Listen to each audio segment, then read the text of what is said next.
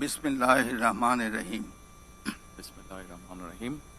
আমি সশ্রদ্ধ চিত্তে তারেক রহমান সশস্ত্র চিত্রে শপথ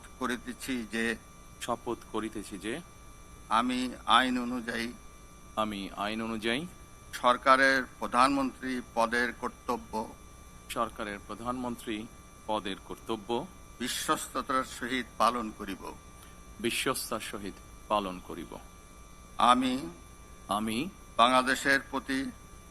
বাংলাদেশের প্রতি অকৃত্রিম বিশ্বাস ও আনুগত্য পোষণ করিব। আমি সংবিধানের রক্ষণ, সমর্থন ও নিরাপত্তা বিধান করিব। আমি ভীতি বা অনুগ্রহ, অনুরাগ বা বিরাগের বশবর্তী না হইয়া সকলের প্রতি আইন অনুযায়ী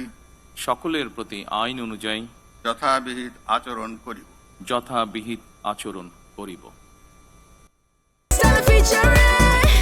Next level, well done, side by side, free.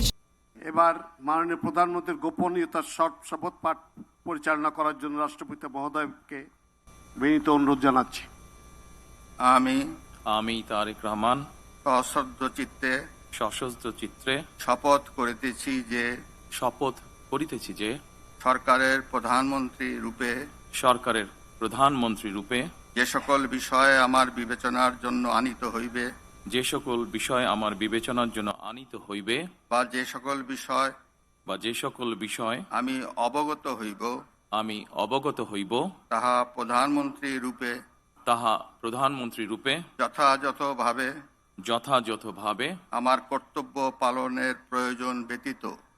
কর্তব্য পালনের প্রয়োজন ব্যতীত